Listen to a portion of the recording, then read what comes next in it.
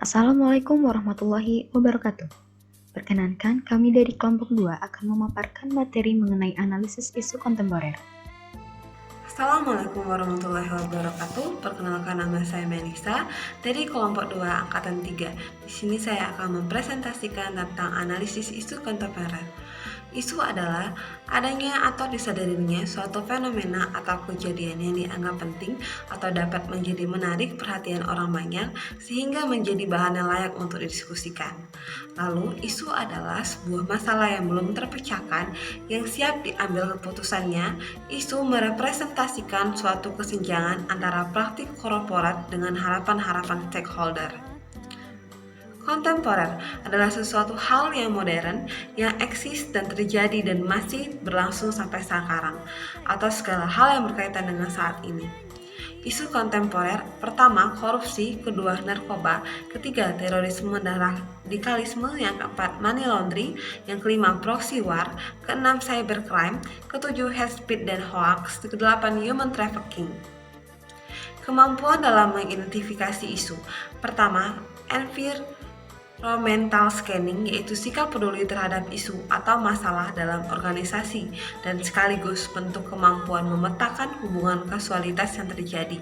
Yang kedua, problem solving, yaitu kemampuan peserta mengembangkan dan memilih alternatif pemecahan isu atau masalah dan kemampuan memetakan aktor terkait dan perannya masing-masing dalam penyelesaian isu atau masalah.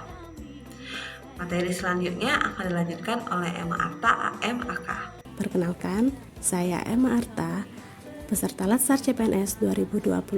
Saya akan melanjutkan materi tentang analisis isu kontemporer. Analisis bentuk kemampuan peserta berpikir konseptual, yaitu kemampuan mengaitkan dengan substansi mata pelatihan dan bentuk kemampuan mengidentifikasi masalah. Teknik tapisan isu dengan AKPL. 1. Aktual, benar-benar terjadi dan sedang hangat dibicarakan dalam masyarakat. 2. Kekalayakan, isu yang menyangkut hajat hidup orang banyak.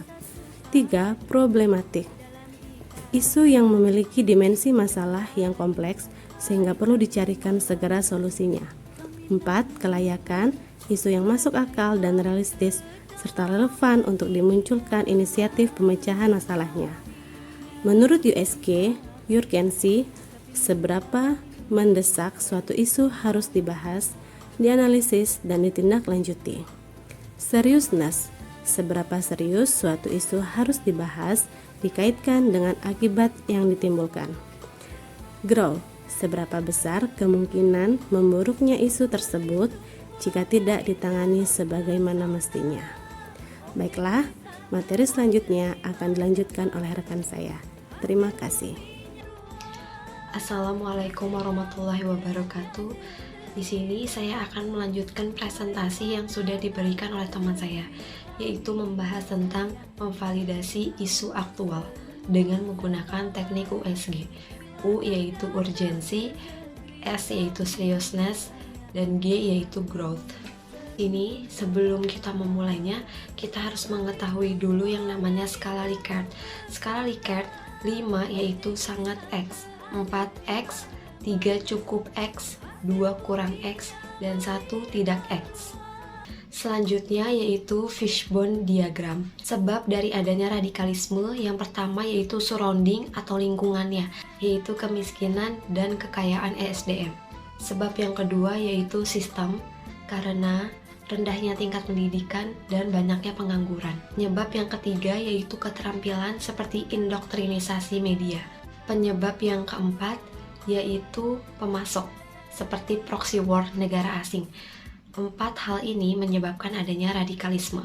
Selanjutnya yaitu teknik-teknik analisis isu strategis, menjelaskan alat bantu penerapan kriteria isu yang berkualitas. 1. Teknik tapisan isu, yaitu teknik APKL, aktual, problematik, halayak, dan layak. Setelah itu ada teknik USG, yaitu urgency, seriousness, dan growth. Yang kedua adalah teknik analisis isu, yaitu mind mapping, fishbone, dan teknik SWOT. Yang ketiga adalah pilih teknik analisis isu yang sesuai dan mudah untuk ditetapkan. Kita akan membahas tentang contoh penggunaan alat bantu analisis isu dengan menggunakan fishbone diagram. Fishbone langkah 1, menyepakati pernyataan masalah. Pernyataan masalah yang diintegrasikan sebagai efek atau pengaruh atau secara visual dalam fishbone diagram digambarkan seperti kepala ikan. Misalnya, bahaya radikalisasi. Gambarkan panah horizontal panjang menuju ke arah kepala seperti contoh yang ada pada gambar berikut ini. Fishbone langkah kedua, identifikasikan kategori. Dari garis horizontal utama berwarna merah, buat garis horizontal yang akan menjadi cabang. Setiap cabang mewakili sebab utama dari masalah yang ditulis, atau secara visual dalam fishbone seperti tulang ikan. Assalamualaikum warahmatullahi wabarakatuh. Selanjutnya saya akan melanjutkan presentasi dari teman saya mengenai penggunaan diagram fishbone. Mengkategorikan sebab utama sedemikian rupa sehingga masuk akal dengan situasi. Kategori ini antara lain ada kategori 6M, kategori 8P, dan kategori 5S. Kategori 6M sendiri merupakan machine, method, material, manpower atau manpower, measurement, dan milieu atau mother nature. Kemudian kategori 8P merupakan product, price, place, promotion, people, process, physical evidence, dan productivity and quality. Kemudian, yang terakhir kategori 5S merupakan surroundings, supplier, system, skills, dan safety. Berikut ini merupakan gambar fishbone diagram. Kemudian langkah ketiga, menemukan sebab potensial dengan cara brainstorming. Sebab ditulis dengan garis horizontal sebagai tulang kecil di garis diagonal. Saat sebab-sebab dikemukakan, tentukan di mana sebab tersebut harus ditempatkan dalam fishbone diagram. Misal, mengapa bahaya potensial, penyebabnya yaitu pendidikan agama tidak tuntas. Karena penyebabnya ini adalah sistem, maka diletakkan di bawah sistem.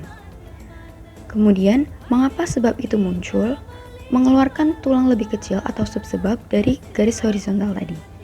Satu sebab bisa ditulis di beberapa tempat jika sebab tersebut berhubungan dengan beberapa kategori. Berikut ini merupakan contoh langkah ketiga. Selanjutnya membahas mengenai analisis SWOT. SWOT sendiri merupakan strength, weakness, opportunity, dan threats. Terdapat beberapa strategi yang digunakan, antara lain strategi SO atau strength opportunity, yaitu dengan memanfaatkan peluang dengan mendayagunakan kekuatan atau kelebihan yang dimiliki. Kemudian strategi WO memanfaatkan peluang eksternal untuk mengatasi kelemahan. Strategi ST mendayagunakan kekuatan untuk mengatasi ancaman dan mencari jalan keluar agar ancaman tersebut tidak memberikan dampak negatif yang besar. Strategi WT menghindari ancaman untuk mengatasi kekurangan. Sekian presentasi dari kelompok kami. Terima kasih. Wassalamualaikum warahmatullahi wabarakatuh.